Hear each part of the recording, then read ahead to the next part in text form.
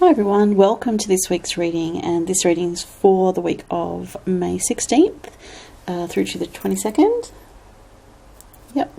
And for this week I'm going to use my traditional Rider-Waite tarot deck to look at the influences for everybody this week. And just with the astrology, as I normally mention, the 23rd, which is actually going into next week, we have Mercury going direct. So that's great news for everybody.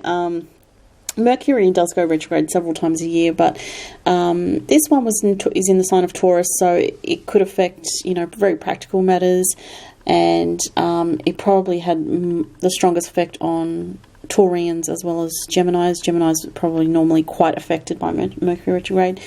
And if you're someone that has a retrograde, like a Mercury retrograde in your natal chart, you'll find that the Mercury retrograde is not so bad.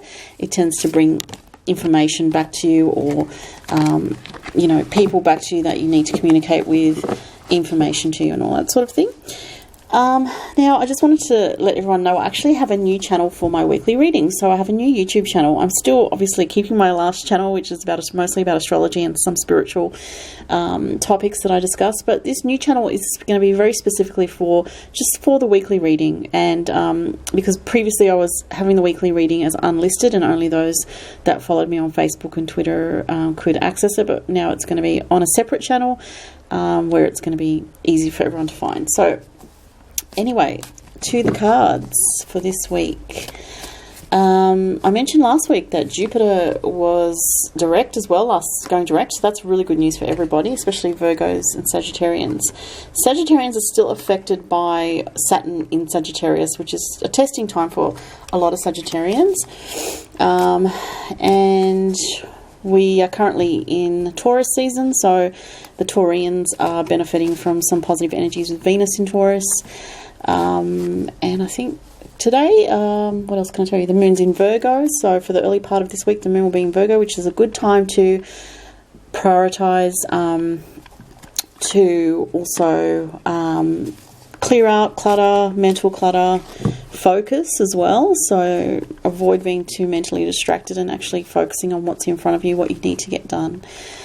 Okay, so let's see what cards we have for this week. Oh, okay, the Strength card, the Four of Swords, interesting, and the Emperor. So we have two major Arcana cards, being these two here. All right, so with the Strength card, I feel, for a lot of people, there's this feeling of just trying to get through, basically, and in the sense of, things might, for some particular people watching, things may have been difficult in a particular area of life for, ongoing for some time. But the positive message with this card is that long term things are going to work out well for you. And so even though at this particular time and this week, you may be tested in your emotions, you may be tested in dealing with people or just your circumstances that are, a little bit harsh or a little bit difficult. And, in the picture here we have the woman, she's taming the beast, being the lion. So, and she just instinctively knows how to handle this energy. So what that's saying is that you know how to handle this situation, whatever this difficult situation is that you're dealing with, and you are learning a lot of patience and strength, although, you kind of may wish you didn't have to deal with it, or you wish for an easier time, but this situation is on a soul level bringing you growth. And long term, because we have the infinity symbol here, the figure 8 symbol above her head, so that signifies that long term this situation is actually benefiting you in some way, though you may not be able to see it right now. And that's not to say for anyone, in a bad situation that you should stay in that situation. That's not what I'm saying, but I'm saying that if it's something that is not an extreme situation or a dire situation, it's a situation that is a bit rough, but you're managing through it. It's just giving you that little bit of hope that you will get through it. The next card is the Four of Swords. So with the Four of Swords, it's a card of needing rest. You may feel more tired than usual. Again, we have, quite a few planets, retrograde still. So, especially those people that are Aries, Sun people, or people that have strong Aries energy, or Scorpio people as well, because the reason I mention those two signs that may need more rest at this time is because, one, with Aries, Mars is retrograde, Mars being your ruling planet, and that's retrograde until the end of June. So until the end of June, the Aries people may be feeling pretty tired, pretty uninspired, a little bit frustrated, and that things are just not moving forward, and there's a sense of reevaluating your life in some way. And so this card is about meditation. It's about looking within. And so that's for anyone that has strong Aries. As I said, Aries rising, Aries moon, even Mercury in Aries or Venus in Aries. You might be reflecting on your relationships. It's a slow down period, and it's a period of, taking time out when you need to. And there is a sense, as I said, that you might feel a little bit blocked at this time, but the positive of it is that you're looking within more. You're reflecting on how you've been going about your life. Is it the way you want to keep going? Do you want to change a few things? Do you want to augment something here and there? So it's a reflection time. And Mars retrograde also affects Scorpio people because, there is an influence and a connection with Scorpio and Mars.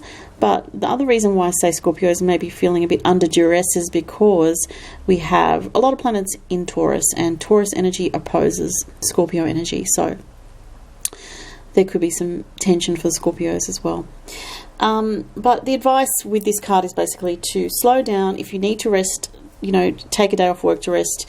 Take time out to just be on your own and to just have that time where you can meditate. And even if it's not strictly meditation, it's a time of just going within. You might want to write some thoughts down, journal, or connect with a higher energy, spiritual energy, and that will refresh your spirit. But it's also a time to acknowledge a slowdown and not to force things or push things too hard. Okay, and the last card for this week is the Emperor. Okay, so that's a really interesting card. The Emperor is an Aries, an Aries card. It's an Aries energy, and you can see the two ram's heads here in the image.